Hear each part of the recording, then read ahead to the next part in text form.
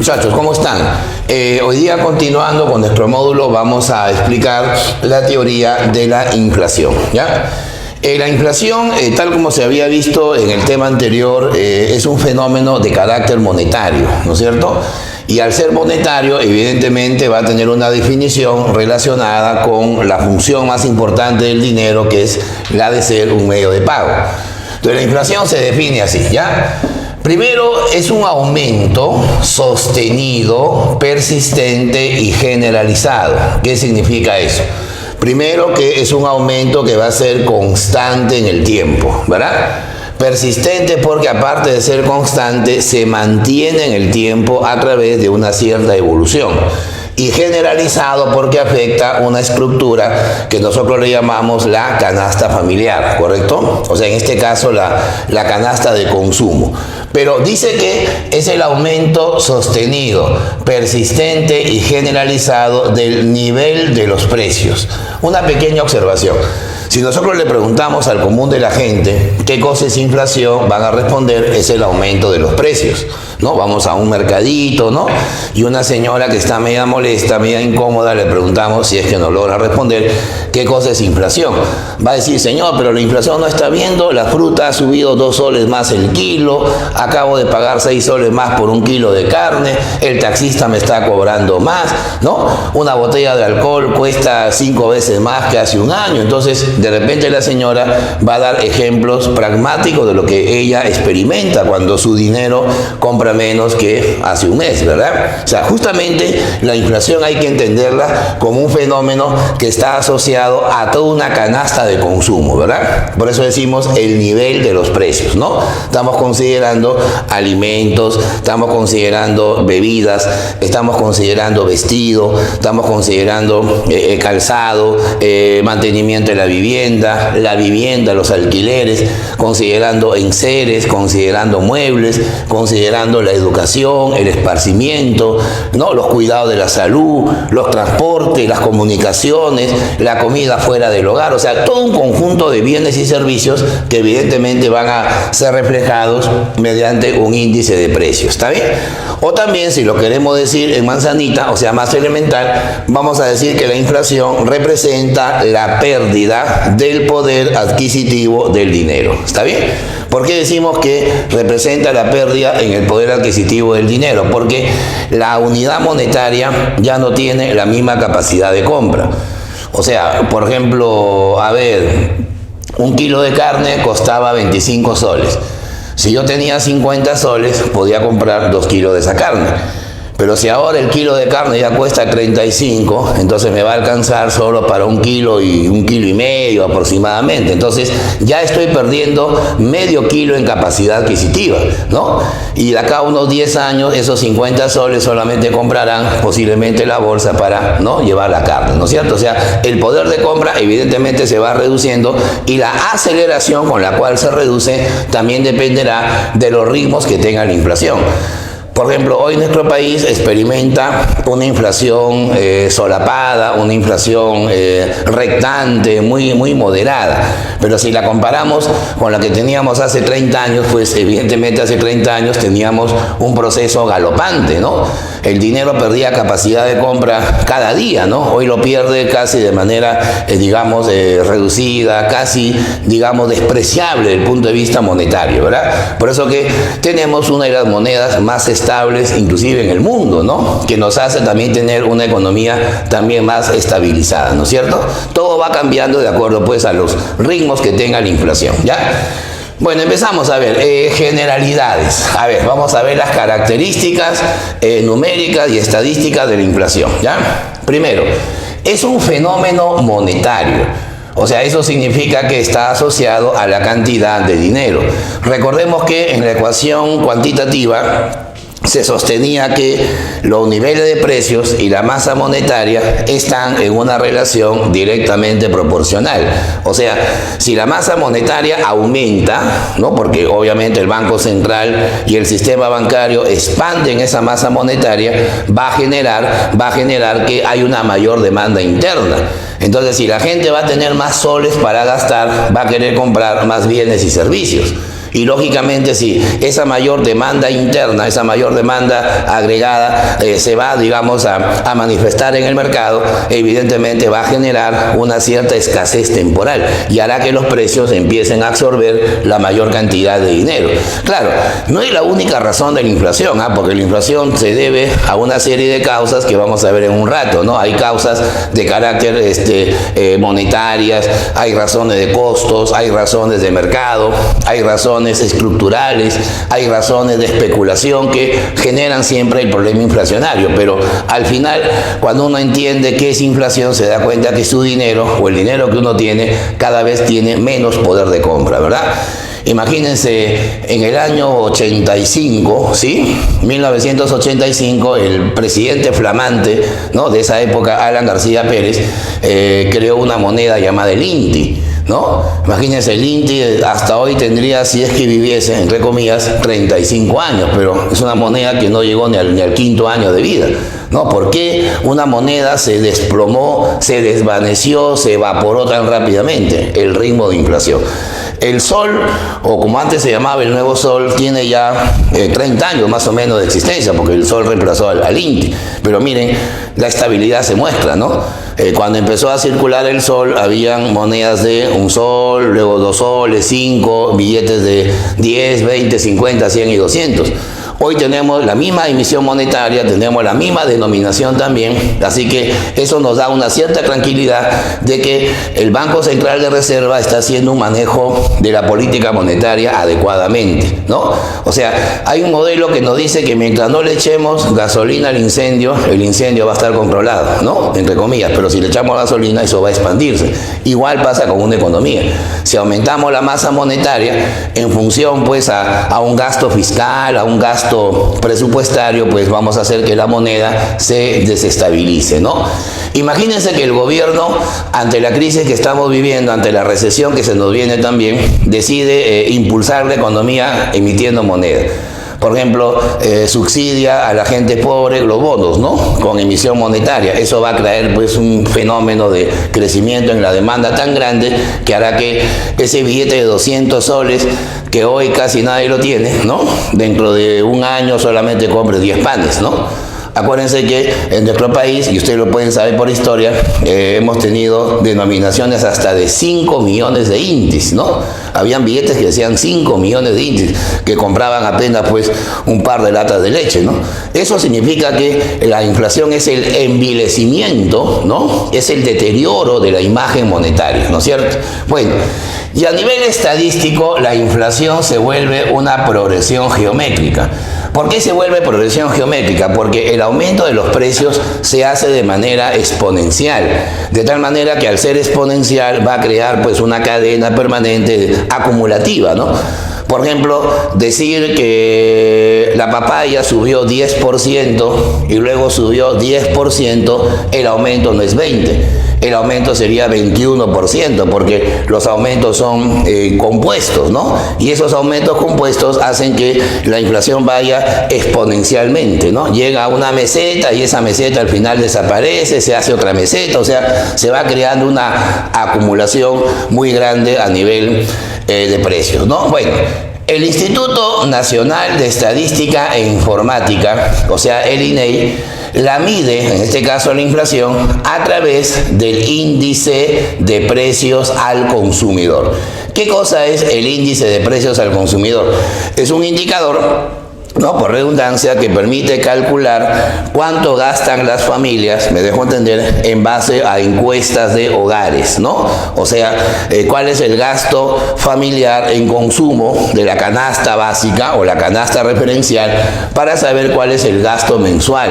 Claro, evidentemente ese gasto mensual dependerá de dos cosas. Primero, el nivel socioeconómico. Claro, si nosotros nos vamos, pues, a San Borja, ¿no?, evidentemente vamos a encontrar una canasta de 12.000, 14.000 soles, por el ritmo de gastos que ellos tienen, por el modo de consumo que ellos tienen. Si nos vamos a Breña, vamos a encontrar, pues, una canasta de 4.000 o 5.000. Si nos vamos a un asentamiento humano, una canasta de 1.000 soles. Entonces, eso significa de que los gastos familiares regionalmente también cambian, pues, ¿no? Van a depender mucho de cómo está compuesto la familia o el nivel socioeconómico.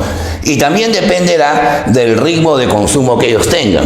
La canasta familiar en nuestro país está formada por casi 600 productos. Claro, hay productos que no están en la canasta, pues. Por ejemplo, la compra de revista de modas, no es determinante, pues, en el consumo de la gente, ¿no? Por ejemplo, las funciones de ballet clásico no entran, pues, al consumo de la gente, a pesar que hay grupos sociales que sí lo hacen, pero que evidentemente van a tener, pues, un peso distinto en la estructura estadística, ¿no? Por ejemplo, el pollo, ¿no? El pollo es un bien básico en la canasta, eso es un hecho, pero el pollo tiene presentaciones. Por ejemplo, el pollo a granel, o sea, el que compramos en el mercado con menudencia, con todo, con pellejo y todo. Ese es el que más pesa en la canasta, porque es el que consume el 90% de los peruanos. Pero, por ejemplo, el pollo enrollado con champiñones franceses que se vende, pues, en supermercados exclusivos, no lo va a consumir, pues, un asentamiento humano. Entonces, eso tiene un grupo especial de consumidores de acuerdo a la renta. Entonces, lo que más pesa siempre van a ser los bienes que tienen mayor, digamos, gasto, permanente en la canasta de consumo, ¿no? Productos como el pan, el pollo, el pasaje en transporte público, ¿no es cierto? El gasto en alquileres, son bienes, pues, que evidentemente son servicios que van a pesar bastante en la canasta. En una época, por ejemplo, de pandemia, el gasto en salud va a tener más importancia que el gasto educativo, ¿no? Hoy la gente prefiere ir más a la farmacia que a la escuela, ¿no? ¿Sí o no?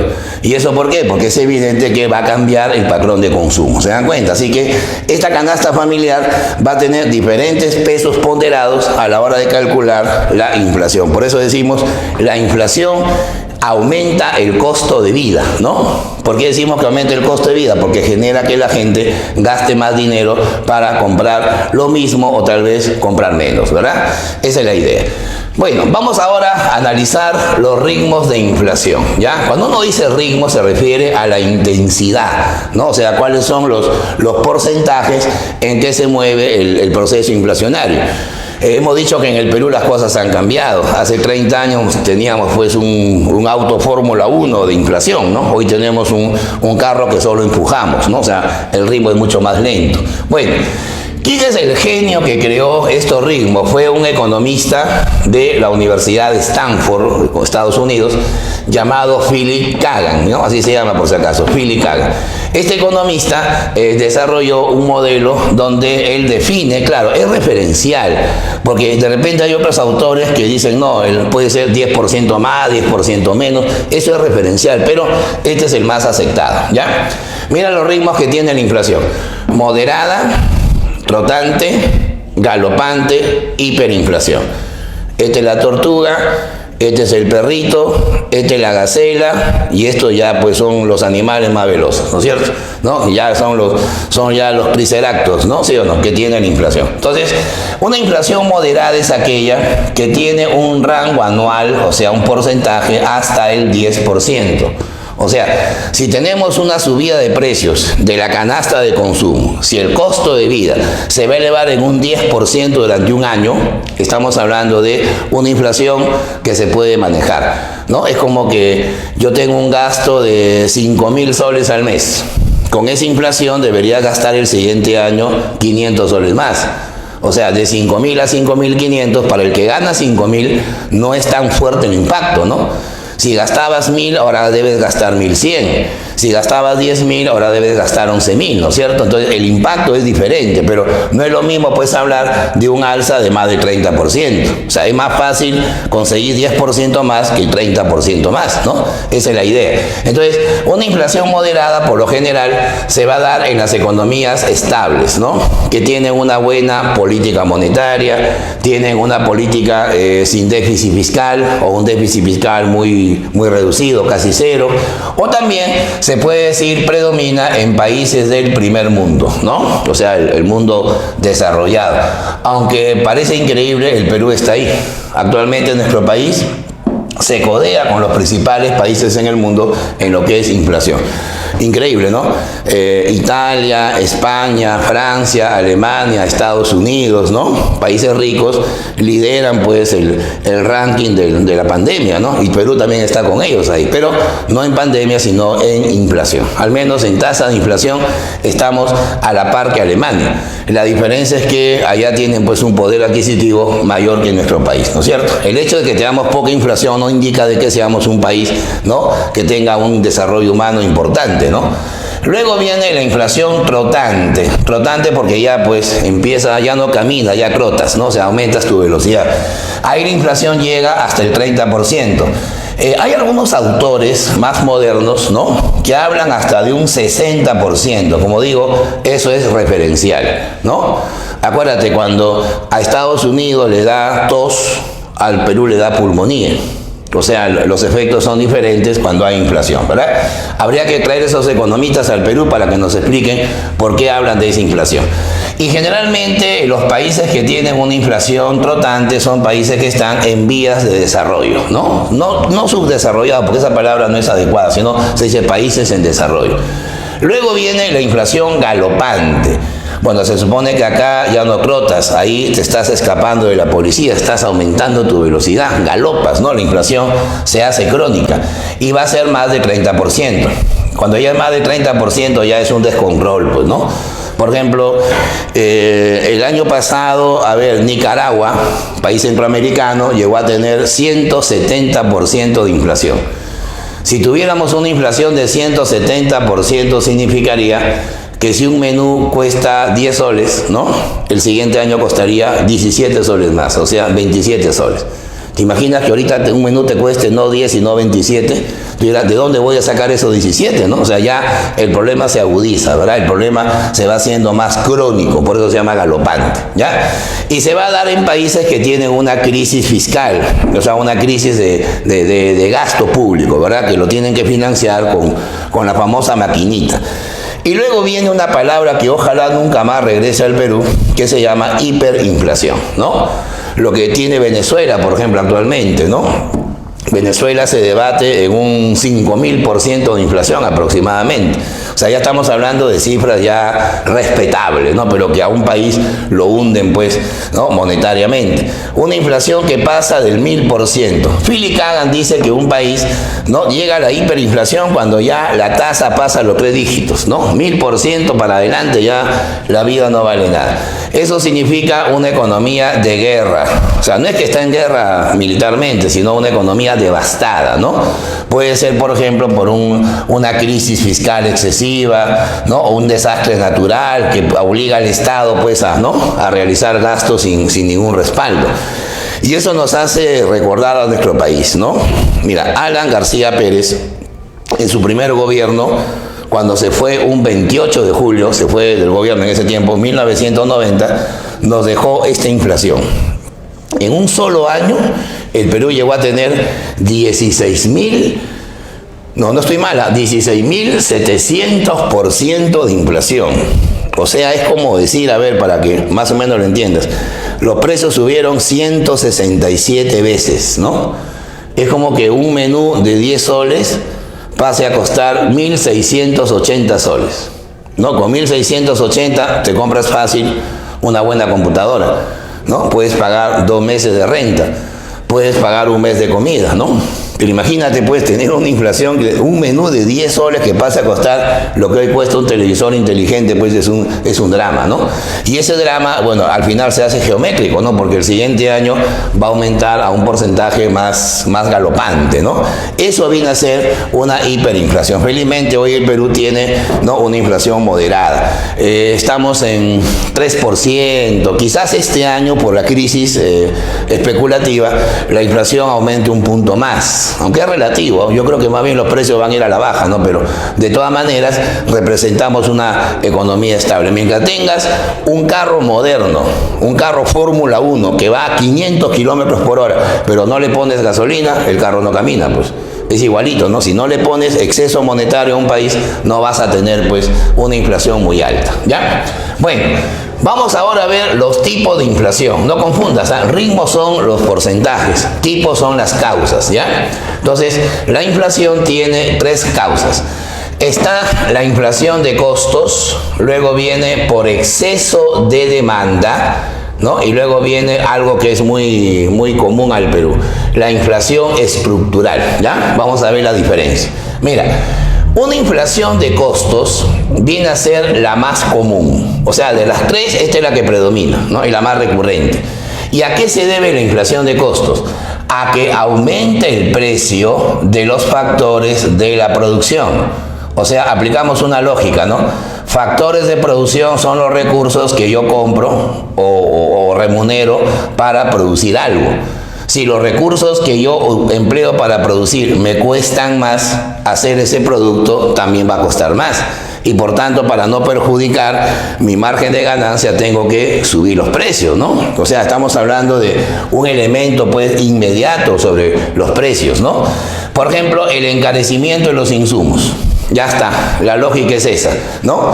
Si los insumos van a estar más caros, eso va a crear evidentemente un proceso de elevación de costos. Si yo tengo un restaurante y me suben el precio de la carne, obviamente el menú va a tener que subir de precio. Si tengo un taller de carpintería y la madera cuesta más, cuando fabrique los roperos voy a tener que subir el precio, ¿no?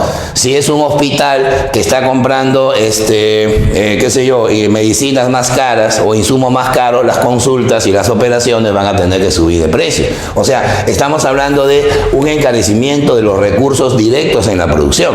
Eso significa inflación de costos. O de repente suben las rentas, ¿no? La mayor parte de empresas utilizan infraestructura que no les pertenece, o sea, alquilan, pues, como quien dice, locales, ¿no? Si una academia tiene un local alquilado y el dueño le sube el alquiler, los alumnos van a tener que pagar más por la pensión, ¿no? Si tengo un salón de belleza, una barbería y me suben el alquiler, entonces el corte ya no va a costar 20 soles, va a costar 25, ¿no? Porque voy a tener que elevar el costo, el precio de los bienes debido a que los costos, ¿no? me están afectando. También se puede dar por el alza de intereses, ¿no? Recuerden que la mayor parte de empresas se endeudan con los bancos. Y los bancos tienen que cobrarle una tasa de interés. Si me van a cobrar una mayor tasa de interés, es evidente que voy a tener que, ¿no?, pagarle más al banco y voy a tener que subir los precios, ¿no? Yo le digo, señor, ¿por qué ha subido el precio del menú? Es que el banco me está cobrando más intereses.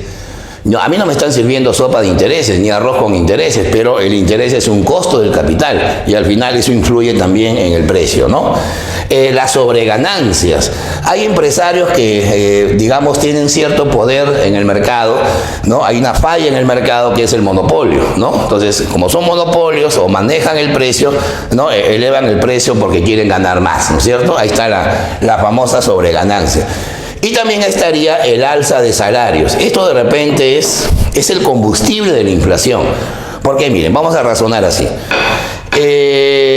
Yo trabajo en un restaurante, soy el mozo, ya, y como no estoy contento con lo que gano, le digo al dueño, si no me aumentas, me voy. Y como soy el mejor mozo, me aumenta el sueldo. Y al día siguiente, cuando yo voy a trabajar, me doy cuenta que el menú ya no está a 10 soles, sino 10 soles 50. La pregunta es, ¿por qué el señor del restaurante ha tenido que subir el precio del menú? Para que esos 50 céntimos le permitan cubrir el aumento del salario. Porque me va a tener que subir el salario a mí, al cocinero, a la cajera, ¿no?, a los que limpian. Entonces, hay un fenómeno ahí salarial muy fuerte. Entonces, el señor que es comensal, que es cliente del restaurante, al ver que le está costando más el menú, si él trabaja en una imprenta, también va a pedir que le aumenten el salario. Entonces la imprenta que le subió el salario va a tener que subir el precio de los libros, ¿no? Y si alguien compra libros de esa imprenta que encareció el precio, ¿no? O sea, te dan cuenta, se va a generar pues una cadena, una espiral de la cual ya no podemos salir. Y eso es peligroso, ¿ah? Porque si las empresas suben salarios sin que suba la productividad, va a generar pues evidentemente una cadena, pues, ¿no?, que al final puede generar una inflación mucho más alta, ¿ya?